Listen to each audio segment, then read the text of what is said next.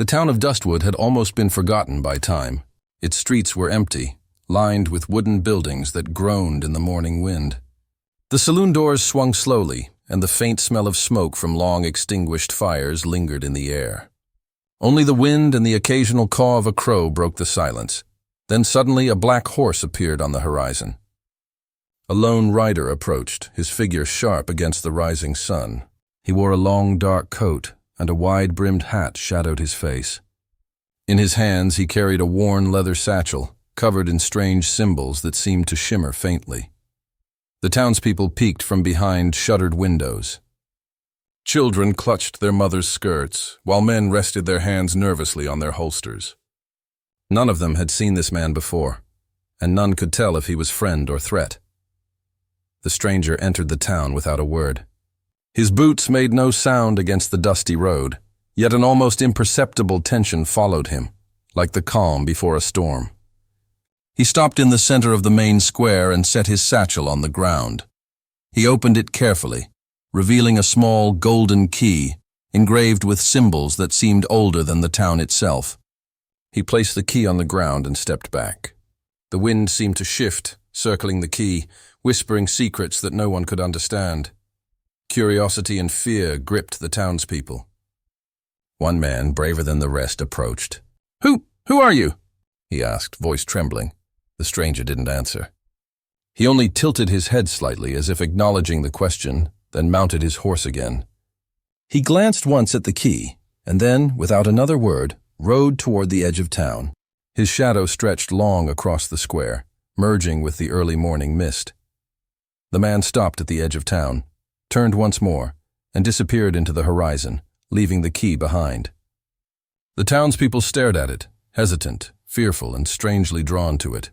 The silence returned, heavier than before. A young boy stepped closer, reaching out his hand toward the key. His fingers trembled as they hovered over the golden surface. "What is this?"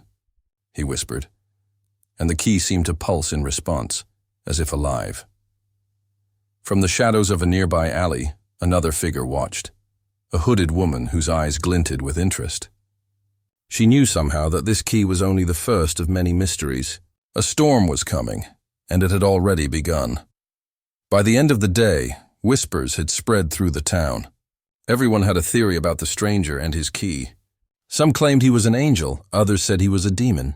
But one thing was certain: Dustwood would never be the same again. As night fell, the key glimmered under the pale moonlight, waiting for someone brave or foolish enough to discover its secrets. The next morning, Dustwood was restless. The golden key lay in the center of the square, untouched yet impossible to ignore. Sunlight glinted off its surface, revealing details that had been hidden the day before. Tiny runes etched along its edge, spirals and lines that seemed to shift when viewed from different angles. Whispers filled the air. Some townspeople claimed to feel a strange heat when near the key. Others said they heard faint voices, soft, almost hypnotic, whispering words no one could understand. By midday, curiosity had overcome fear. A few brave souls dared to touch it, and each reacted differently. One man shivered violently, his eyes widening in shock as if glimpsing something far beyond human comprehension. A woman fainted without warning, her hand still hovering above the golden surface. That afternoon, the stranger returned. Not on horseback this time, but walking silently from the horizon, his satchel slung over his shoulder. The town froze, unsure if they were seeing him again or imagining things. He approached the golden key but did not touch it. Instead, he laid 4 more objects on the ground, a silver key shaped like a crescent moon, glowing faintly with an ethereal light. A small crystal key, transparent, reflecting the sun in tiny fractured rainbows. A black iron key, heavy and cold, seeming to absorb the light around it. A key carved from bone, jagged, with inscriptions that made even the learned shudder. The townspeople gasped. The man stepped back and waited, his presence commanding a strange silence. He spoke for the first time, his voice low, calm, almost hypnotic. "These keys. Each holds a power. Each will reveal something long hidden, something lost, something forbidden. Choose wisely, but beware." Every choice has a consequence. A tense silence followed. No one dared approach, yet the keys seemed to call to them, humming faintly, resonating with thoughts, desires, fears. Some felt drawn to the golden key, as if it whispered promises of wealth and knowledge. Others were pulled toward the black iron key, sensing its power to destroy, to end pain, or to bring chaos. By evening, small groups had gathered, arguing over which key to touch first. One elder woman claimed the crystal key could show the future, while a young boy insisted the crescent key might stop time. The air thickened with tension, suspicion, and greed. The stranger watched, motionless. Then, as the sun dipped below the horizon, he disappeared again, leaving the town alone with the 5 keys. Night fell, and strange things began to happen. Those who had touched a key experienced visions. A man who touched the golden key saw shadows of betrayal among his closest friends. A woman who touched the crystal key glimpsed events that had not yet come, and trembled at the inevitability of loss. Another, daring to touch the black iron key, felt rage and power surge through him, threatening to consume his mind. Whispers of fear and awe spread. The town's sheriff tried to confiscate the keys, but his hand shook uncontrollably when he approached. It was clear the keys would not be controlled by force or law. By midnight, a small group gathered secretly in the saloon. They were determined to understand the key's purpose, to uncover the man's intentions. Maps were drawn, old books consulted, and theories debated. One thing became clear. The keys were linked to the history of Dustwood itself, to secrets buried deep beneath the town, hidden for generations. A young girl, no older than 12, found herself drawn to the crescent key. Alone, she touched it.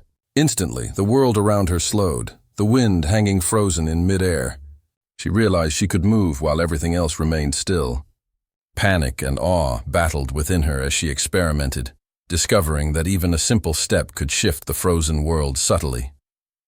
Meanwhile, rumors of a hidden chamber beneath Dustwood began to spread.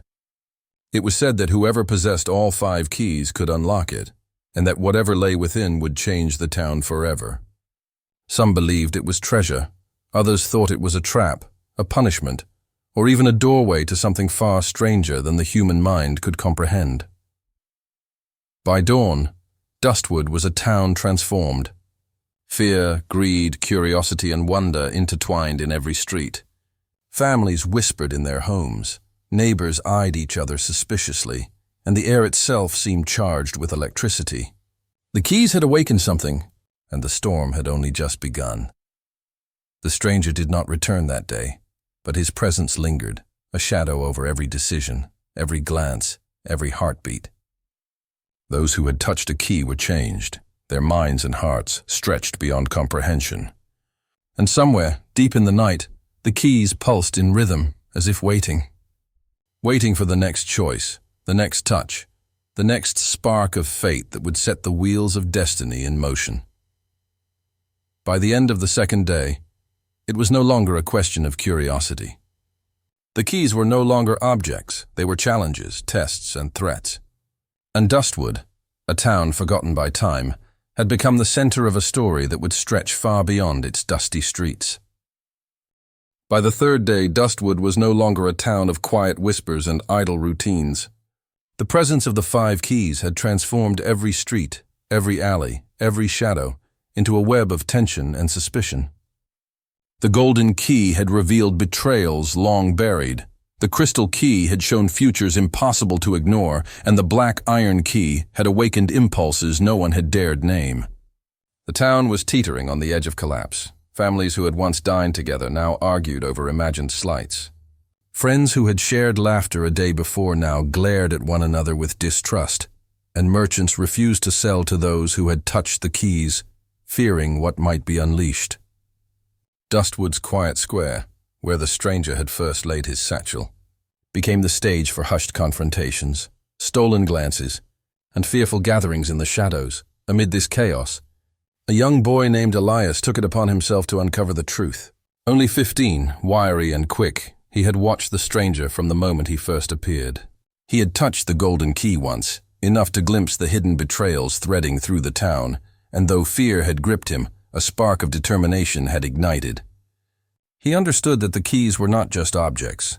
They were catalysts, tests designed to force choices, to reveal the deepest fears and desires of those who dared to touch them. Elias began his investigation cautiously. By day, he observed the townspeople, noting their behaviors, their reactions, and the subtle changes in the air around them. By night, he explored the empty streets and abandoned buildings, searching for clues left behind by the stranger. In the saloon, he found old ledges and maps that hinted at hidden tunnels beneath Dustwood, passages carved long ago by settlers who had vanished mysteriously.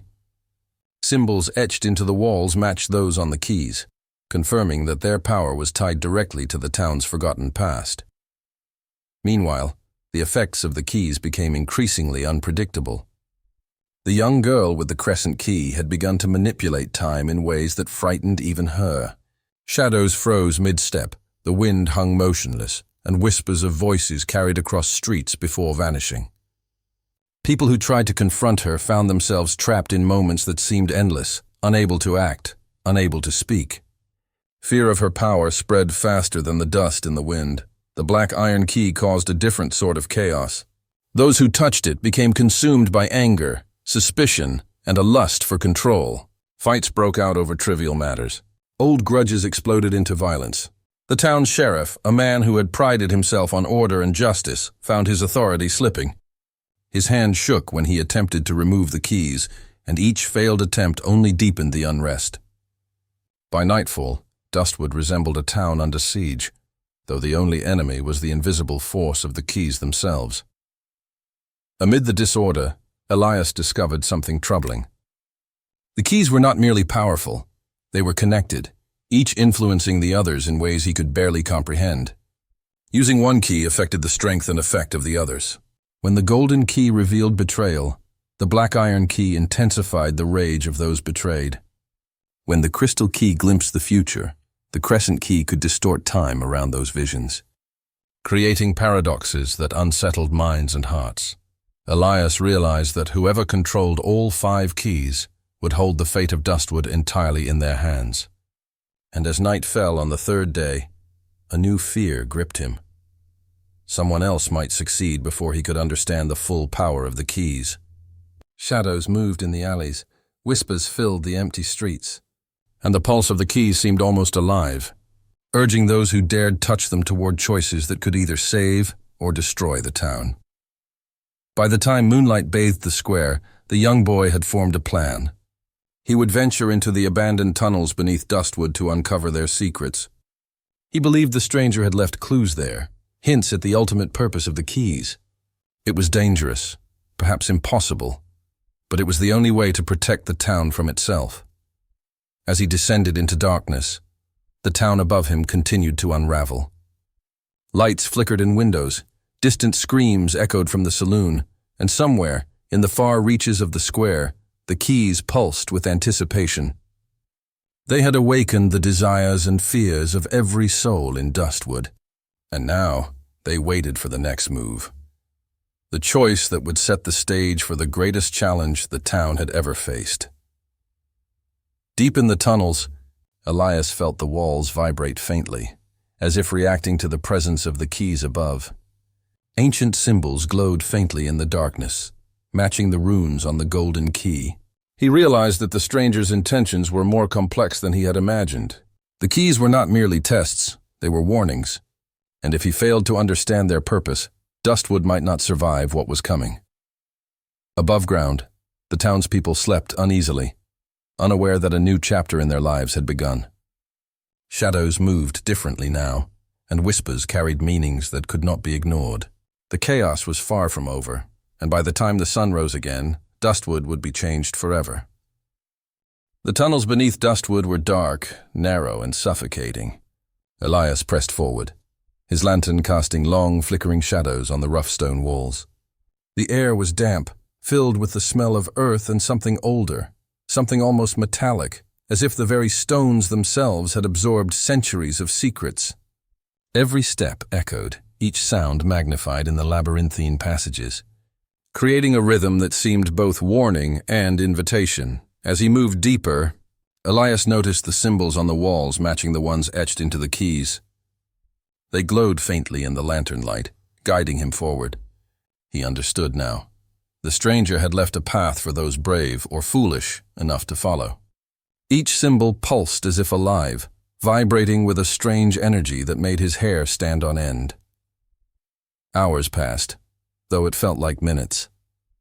Time in the tunnels seemed to bend and shift, distorted in ways that made Elias question his own senses. Then, in a vast chamber beneath the town, he found it, a stone pedestal carved with intricate designs, 5 depressions in its surface, shaped perfectly to hold the keys. The golden key hovered closest to him, warm to the touch. The crystal key shimmered faintly, reflecting impossible colors on the walls. The black iron key seemed to draw the shadows toward itself, heavy with silent menace. The crescent key hummed, vibrating in a rhythm that echoed in his chest. And the bone key, jagged and foreboding, seemed to radiate a coldness that made the air itself shiver. Elias realized the truth. All 5 keys were meant to be used together. Only by placing them on the pedestal in the correct sequence could the chamber, and perhaps the town, be fully revealed. But he had no idea what would happen. Fear gripped him, but so did determination. Dustwood's fate rested on this moment. Carefully, he placed the golden key into the first slot. The pedestal vibrated softly, the runes along its edges glowing brighter. Then with trembling hands he placed the crystal key next. Colors exploded across the chamber walls, forming visions of Dustwood's past, hidden betrayals, forgotten lives, and long-buried secrets of the town's founders. The black iron key followed. Shadows stretched unnaturally, curling into shapes that hinted at long-forgotten violence. Elias felt a wave of rage and despair wash over him, nearly knocking him to his knees. But he pressed on, placing the crescent key into its slot.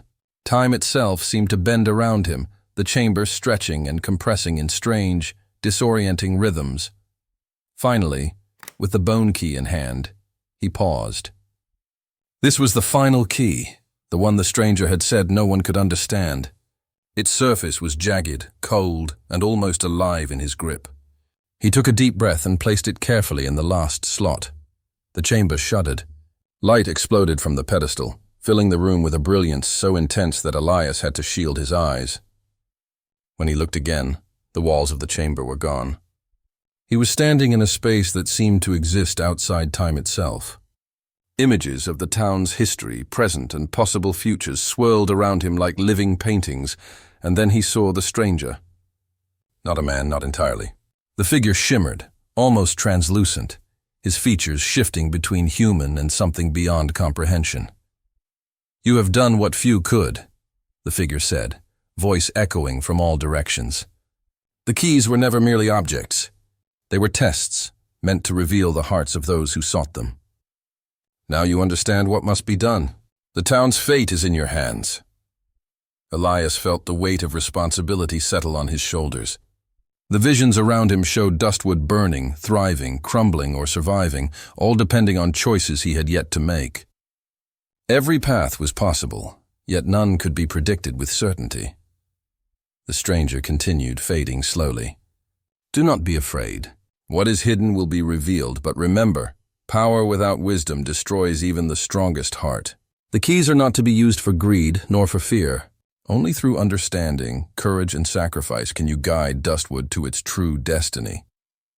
As the figure disappeared completely, the chamber began to collapse. Stones tumbled around Elias, but the pedestal remained, glowing faintly with the power of the keys. He realized he had a choice: return to the surface and wield the keys to shape the town, or leave them behind and let fate decide. Each option carried consequences he could barely comprehend. Elias chose. He lifted the keys, feeling their weight in his hands, and climbed toward the narrow shaft that led back to Dustwood.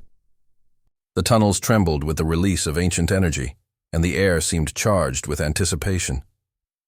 He emerged into the square just as the first light of dawn touched the dusty streets.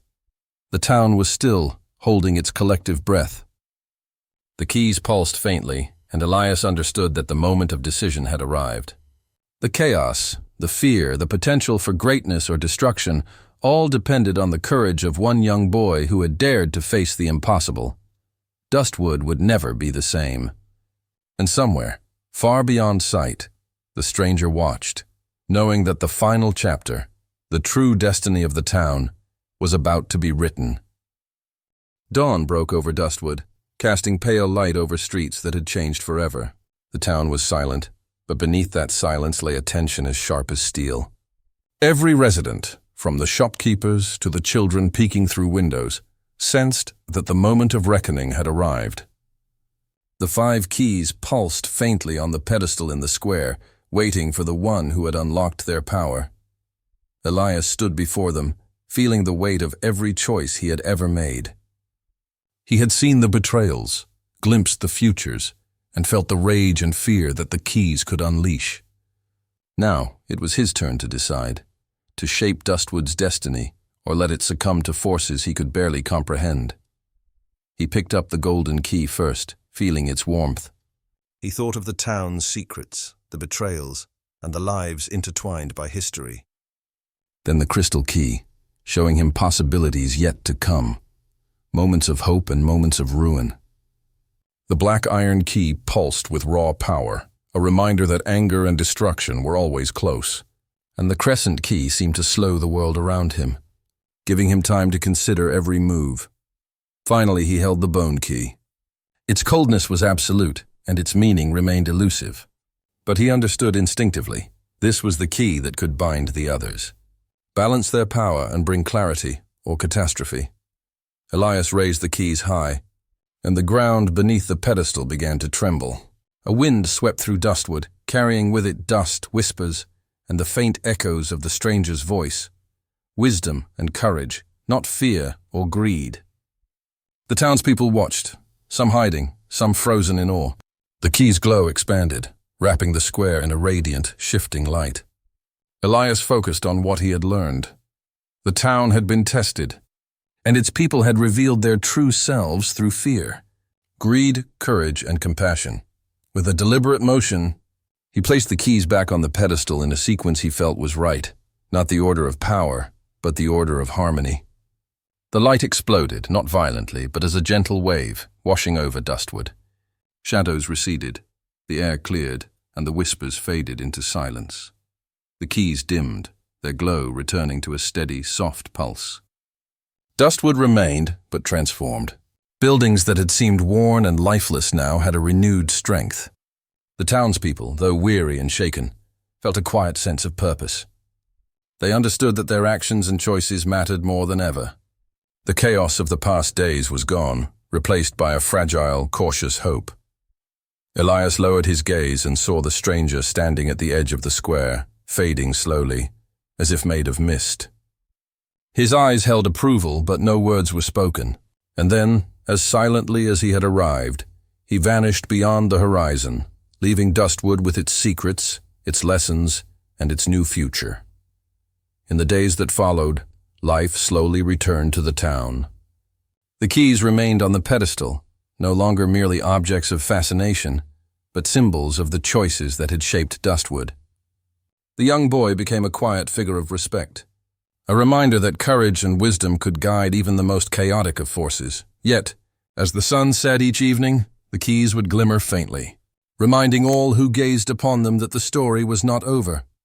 Somewhere beyond sight, the wind carried the echo of the stranger's presence, and a subtle warning: the future was alive, and Dustwood's fate would always be shaped by those brave enough to face it. And so, the town endured, forever marked by the man who never existed, the 5 keys, and the choices of one boy who had dared to hold destiny in his hands.